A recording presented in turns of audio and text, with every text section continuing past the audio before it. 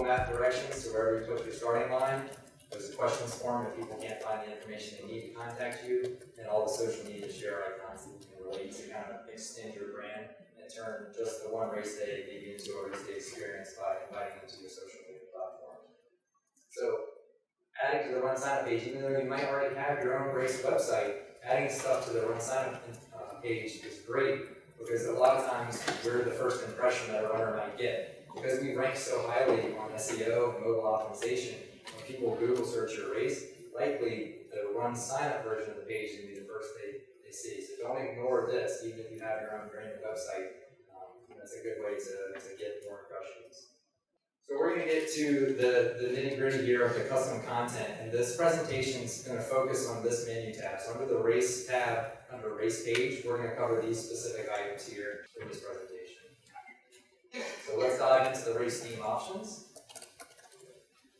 So we have some new template options. You can do a horizontal menu or a vertical menu, and this is primarily where the navigation of your website takes place, whether it's above the banner or to the side of the banner. There's two different options here. And based off of those informations, we have there's the horizontal, and we'll go to the vertical. And you can notice that the menu is now on the left side there. It's really up to preference how you like the race website to appear. In these template options, there's also some other custom content that you can add here. So there's some advanced design and layout options that you can choose, whether you have the overlay of the race name covering your banner, or you can use an alternate layout to where you might have a very media-friendly or fun banner. If you want to put the name at the top of the banner, you can customize how the look and feel happens here. Also plug in your social media, and there's some homepage custom content options where you can add a tagline to kind of share the mantra of your race, and an automatic countdown clock that comes in there. Next in the race theme is going to be your color scheme, so you definitely want to match this. And this is where bouncing back and forth between the race website and your color scheme can really pay dividends, is because we're going to use these colors throughout your race website. So you want to make sure the content is legible and just easy on the eyes to read. And also feel free to pull it up on mobile to make sure it's very easy to read when people are pulling up their phones as well. So always review the color choices. We do have default options, and there's some color pickers in here that are a little bit different whether you're on Mac or Windows, but you can put in your actual hex codes if you know that specific brand that you want to brand your colors to. The next section is show off your race logo. In the race theme, this is where you want to upload your logo. I say be careful with customizations, because what I see a lot is somebody will add a race logo and they'll put the date of their race and the year of their race. And since we're so good at getting the race out there, and Facebook caches everything so they can load stuff very quickly, that image will get cached in Facebook with last year's date. So if you haven't driven traffic to your website over the course of the year, when you renew that race, now traffic is starting to come out, people are sharing it.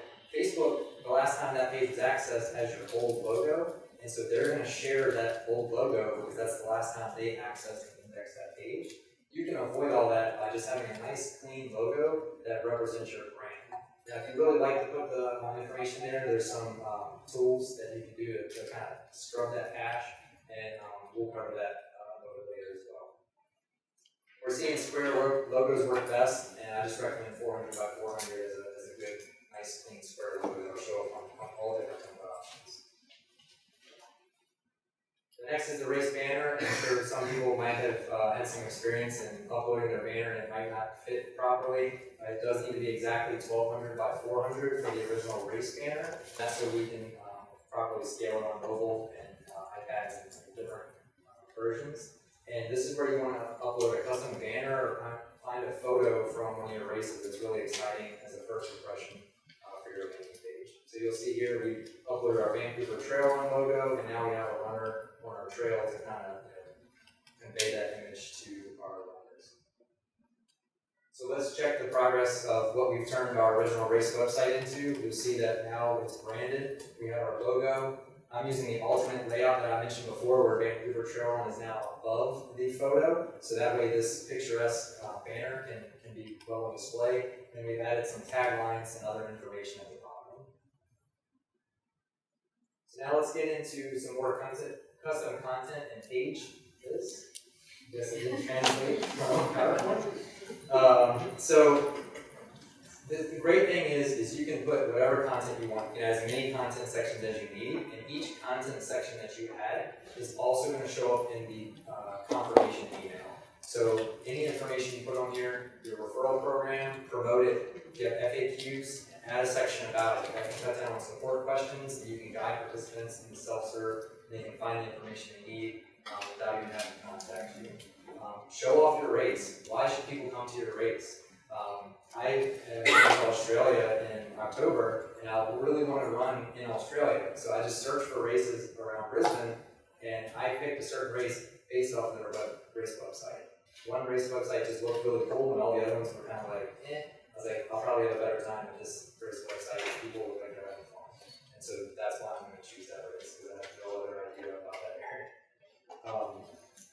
You can add, there's some advanced custom content options after you're adding the basic content information. You can customize what the actual URL is. You can upload an image or a PDF, so if you have an athlete guide or some sort of form, you can upload that. And we also have this embed content idea where you can create a widget to display certain information. Maybe you want the top donor list to show on your page. We have all kinds of widget options, YouTube, and you can get really creative with this.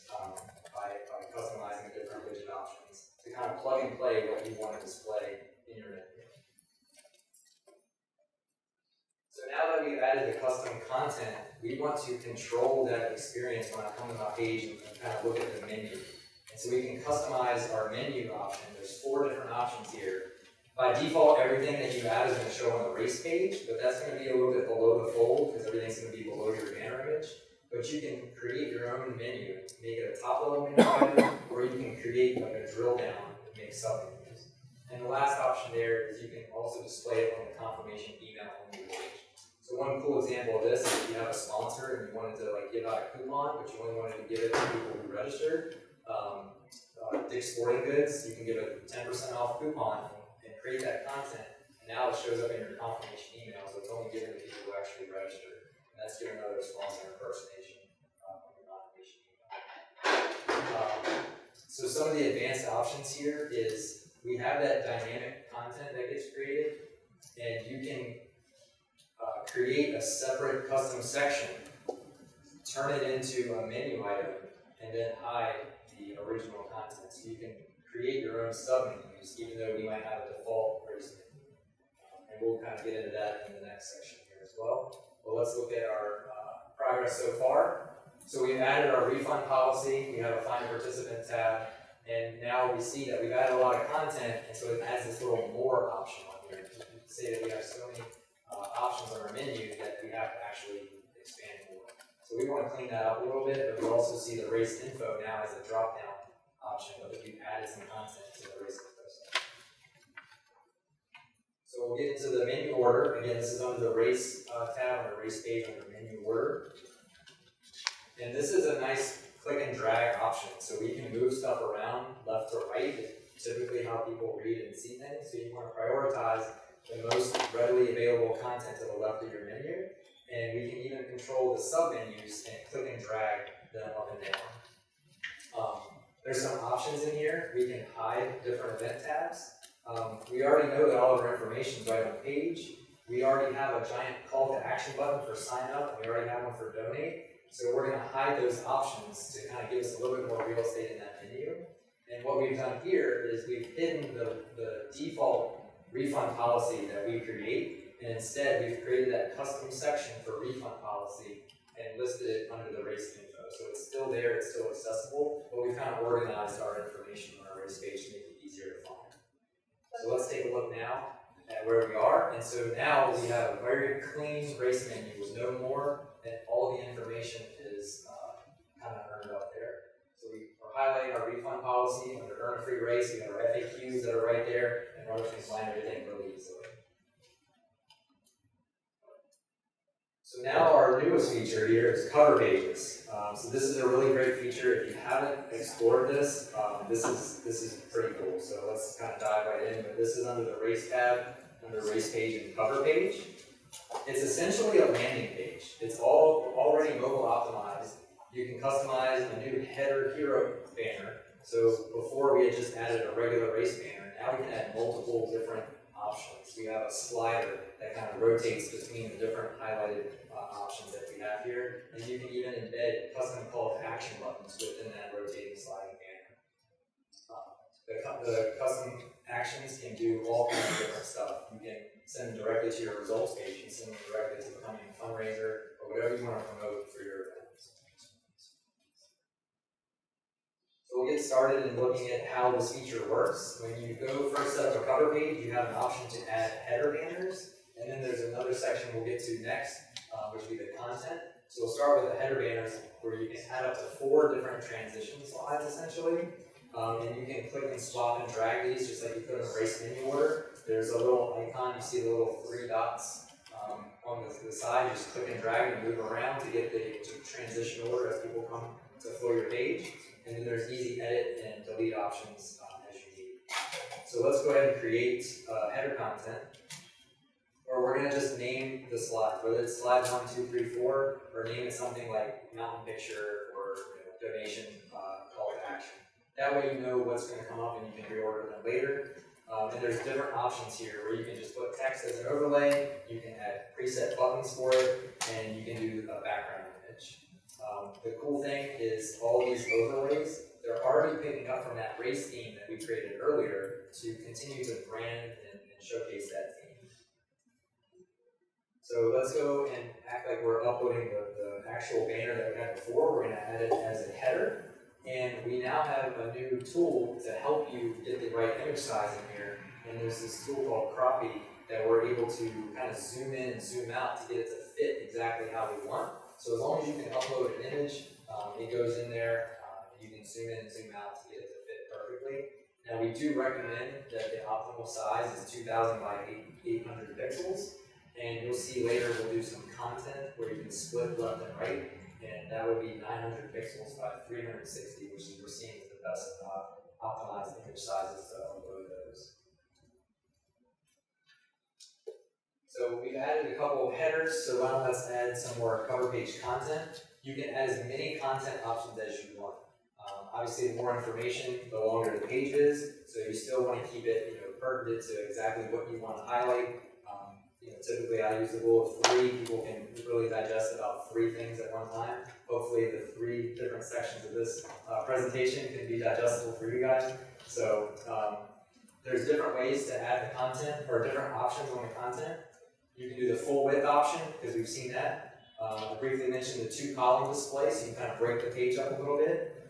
We even have a countdown option, so you can count down to race day, so it's a nice big clock on there. And we even have custom actions that you can drive people to donate to or check out your sponsors, look at results, or check out your photos, whatever content you want to, you can customize where that URL goes. And we even have an option for video.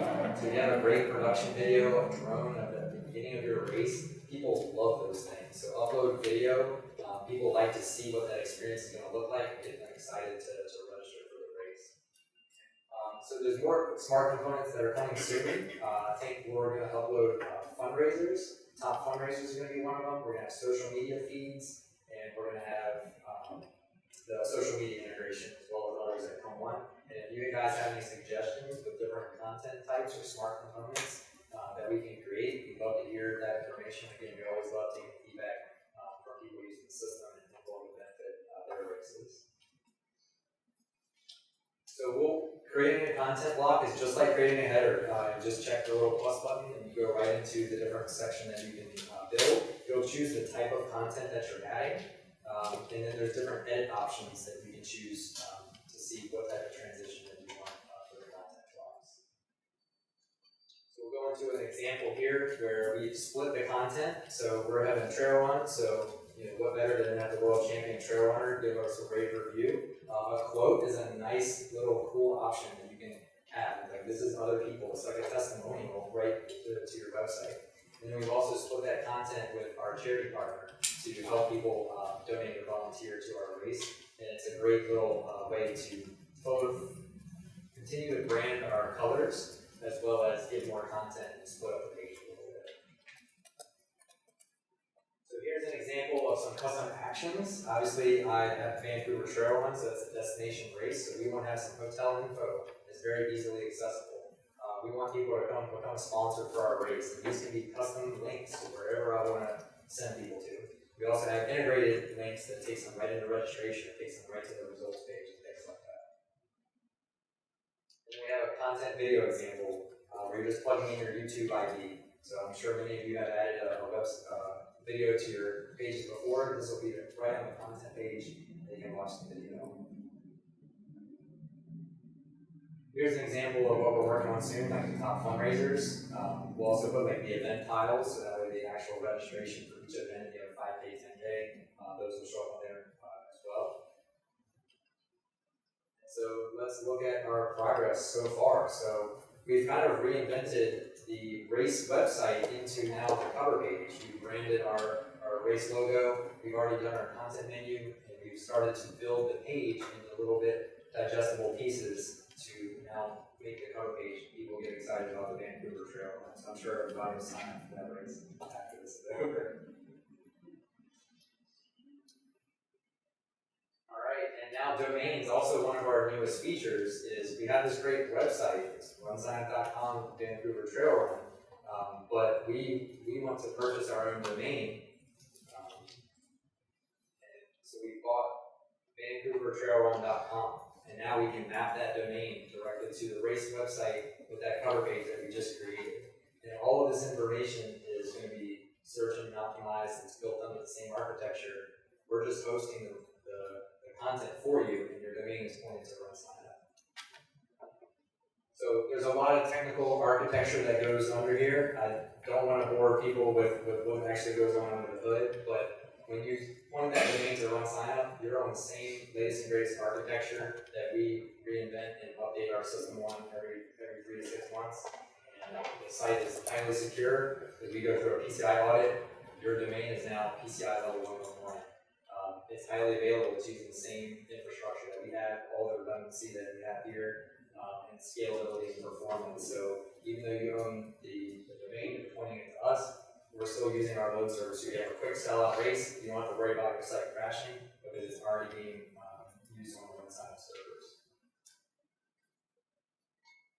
So the domain setup process is also 3 simple steps, essentially. First off, have access to your domain. Either purchase one if you don't have one, or if you already have access to a domain, you can find that out. GoDaddy is a really popular one, Namecheap, things like that. There's also some other websites that you can find out. You don't know exactly where your website is hosted by to find that out. Once you have access to your DNS manager, you're going to prove that you own that domain by installing some text records, and that lets them know that we can edit that information. You can point that to RunSignup. And then once that validation process has happened, we're going to create an SSL certificate for you so everything is secure. We do all of this for free, whereas most e-commerce SSL sites will charge you anywhere from $150 to $500 to have an SSL certificate on an e-commerce site. Once that SSL certificate gets installed, then you just do one last modification, and you're going to then point the domain to RunSignup by updating your A record and your C. So let's briefly talk about this whois.icann.org. Again, if you need this information, it's a website. You can type in your domain if you forgot where it was. Some people have multiple domains they purchased over the years, and it's spread out across multiple different vendors. This is a great way to find out exactly where that is. You know, log in to get that information. So this is under the domain section of the race menu. You're just going to type in your domain here. You can add your main domain, or if you already have a race website, you can add a subdomain. And a subdomain is kind of like an extension of your existing domain. So just like we have help.runsignup.com or results.runsignup.com. If you already have a branded website, you can subdomain the RunSignup part and call it register.my5k.com or what have you. So you can still take the power of all of the content cover page, keep your branded website that you already have, and then just plug in the registration piece by using a subdomain. We've seen that happen a lot as well. So once we've added our domain, it starts the process here of adding those text records. And so we have some very easy copy and paste buttons because these have to be added exactly as they are on the screen. So just click the little edit icons here, go into your DNS manager, and you're just going to drop these in. And once you save that, we're going to go through about a 15 to 30-minute automated process where we're doing a lot of stuff on the back end, going through a system called Let's Encrypt. Let's Encrypt is the industry provider and leader in SSL certificates. Facebook, Microsoft, Google, like all the top tech companies use this for all their branding, and we're able to do this all for free in the background for you. Once these text records have been installed, and we go through that SSL certification process, and we actually install that SSL cert for you, you're going to get to this next screen here where we have the final modification.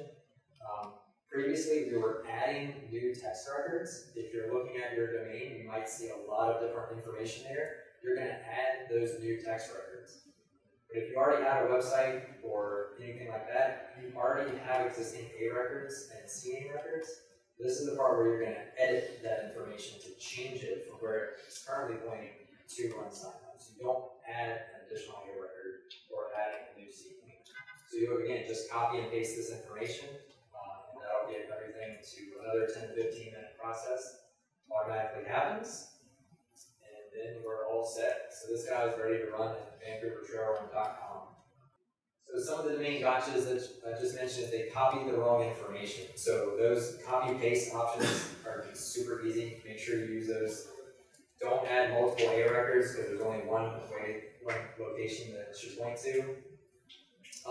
If you have an existing website and now you've pointed away that website to use the RunSignup, any content that you add, it's no longer going to be accessible because RunSignup, that content that we created earlier, that cover page, that's the new content that you've created. So if there's anything special that you want to make sure it happens, be sure to review all the custom content that you added to the cover page to make sure it has all the images that you want, all the content before you point or it will be going. Another thing is, we don't own the domain. You still own the domain. At any time, you can go back into your DNS record and point that away. So you have full autonomy to update that, change it. If you created a subdomain and don't like that one, you create another one, change it. This does require having a payment account on file, but if you're using the RunSignup registration system, hopefully you have this. So you've already gone through the Race Wizard and set up your payment account, and this gets it just live on the website. This is also similar to some of the other websites that we have. Introduced to GiveSignup.org. You have to log into that domain separately. We have Bike Signup, Try Signup, Ski Signup. They're all the same thing. So it requires a separate login for that. So if you're logged into RunSignup and now you're testing Vancouver Trail Run, it will ask you to log into that domain that you know. And then everybody can say this with me. Never touch the MX record. Please don't touch this. This is for your mail servers. We don't do mail hosting, so stay away from your MX records when you're in there. So now that we've added all that information, here's an example of somebody on a desktop with our cover page or the mobile version and the other cover page that we've added. So now you have a fully functional professional website by getting the content up, the cover page, domains. So let's go, so again, a quick recap. This is important because a lot of times our SEO is outranking a lot of existing websites. So it's a good thing to spend a little time on this because this is your first impression of some of the races. And your race website is up 24/7. So while you're asleep or you're busy doing another job or working at another event, have that content available so the website can be put to work for you. People can find that information.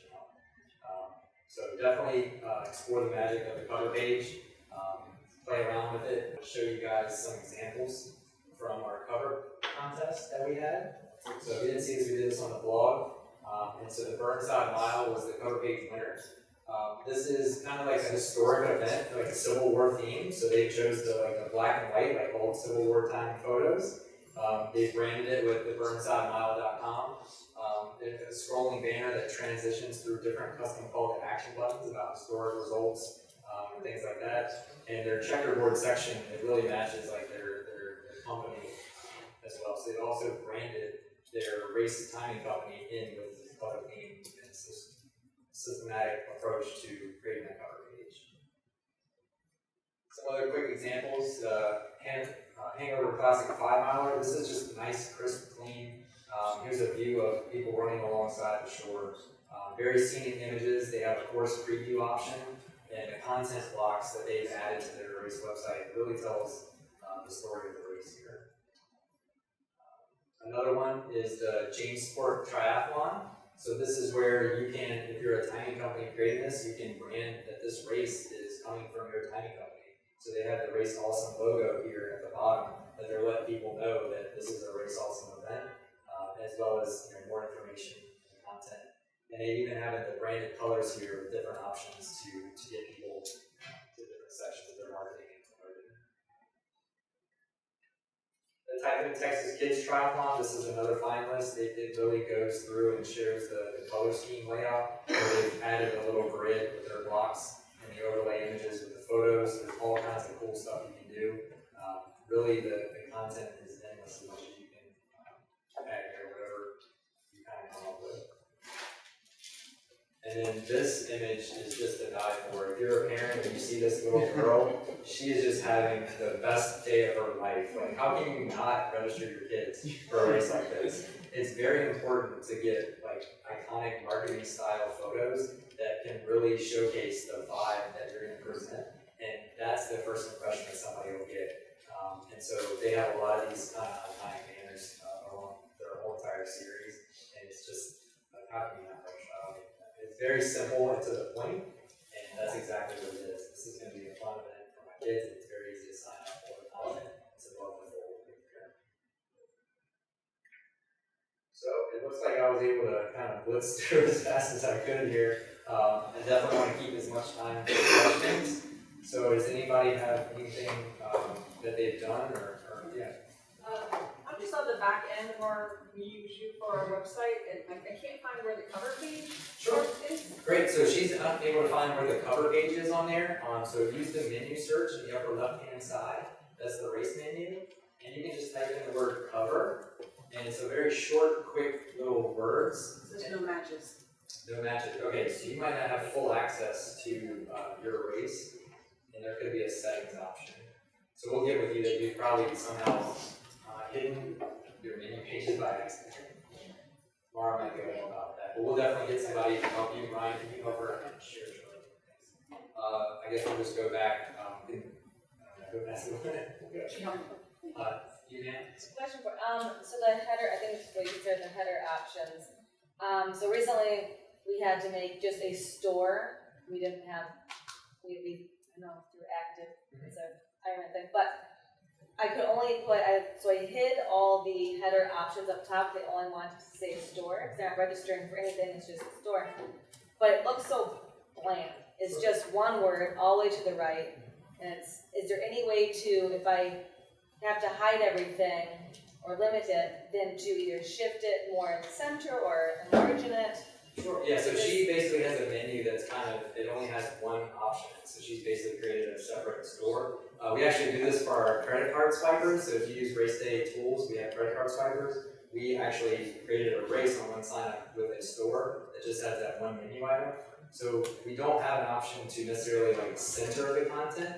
The left menu might be a better option for that particular thing, but you can also create other menu items. So if you're not using us for registration, you can create a menu item to link people directly to that registration or more information about your event or other types of content, but maybe the vertical menu search might be better for limited menu items.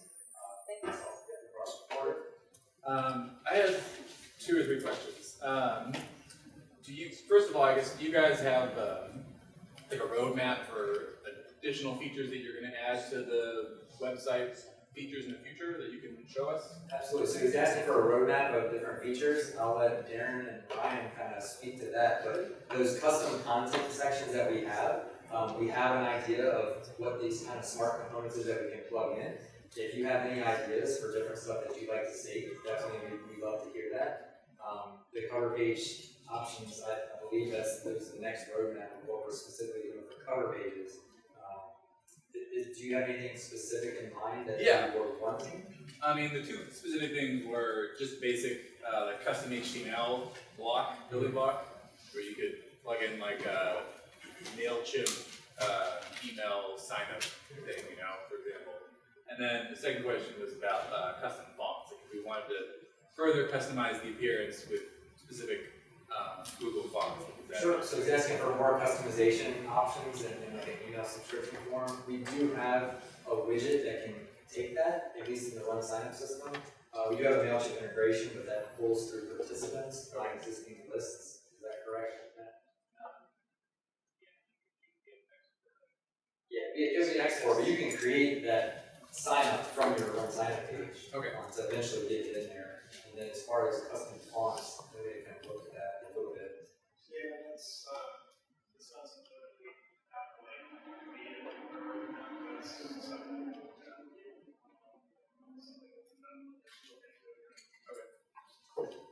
Yeah, next, Jim. Is there a way to either get rid of or hide or opt out of the Strava ad that's on the on the Yeah, absolutely. So by default, he's asking the Strava, the national sponsor that we have. So you can do this locally at the partner level by discontinuing the national sponsor, Strava or Road ID.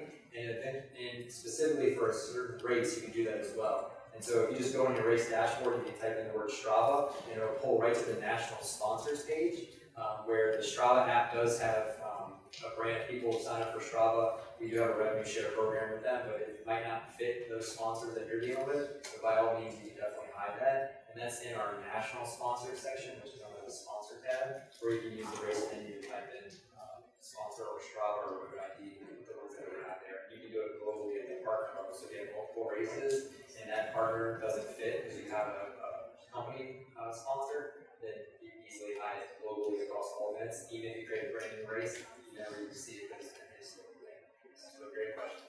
Yeah, thank you. Are you seeing more people with the race template doing the vertical versus horizontal, or what are you guys seeing? So he's asking what we're seeing more for vertical versus horizontal template. To be honest, I'm looking at your features when I'm reviewing the race. I do look at the race website, but I'm more making sure that you're functionally going to be able to accept registrations. Like your referral program is good and working. Right. So I don't specifically look at that. We can easily probably run a report to see who is using more vertical, but it might just depend on navigation. It really depends on the defaults that we have, and we used to default template 3, which we call it template 3, which is the horizontal navigation that was popular for a while, and then we switched it to the vertical. So a lot of people just don't change them. So I think it's probably a good mix. Yeah. Probably half and half. And knowing where to go to update that, people can now choose what option looks best or works better depending on the number of new options that you have, or just what's easier to kind of navigate. But yeah, a lot of people just keep it default because it looks good and they just kind of move on to whatever. But yeah, whatever you need from your customer, at least you know that you can tell a race management company or race director that there are different options to provide. So I think we have time for like 1 or 2 more questions. All right, great. Yeah, we get 2 more questions. Anybody? Here we go. Yeah, Sean. So the cover page, does that replace the URL that normally defaults you to the race info? No, we preserve. So the question is, like, we enable cover pages. Do we get rid of the info page? And the answer is no. We actually keep that around. So cover pages it basically takes place in the existing info page. But what we do is we actually create a different page for the info page. And then usually, unless you disable it through the menu order, that's going to be accessible through the top navigation if you're on horizontal, or on the left. It's just going to be the race info page. So that content is preserved. So if the URL was Vancouver Trail Run, that would then take it to the cover instead of the original race info. Yeah, so the question is, if someone went to like the pure URL with nothing at the end of it, does it take you to the cover page or info? If you have cover page enabled, it's cover page, otherwise it's the race info page. I think we have time for 1 more question. Yeah, Jim. question. Is there I thought I heard somebody talk about it in one of the other ones. Is there a way to do a video as your banner?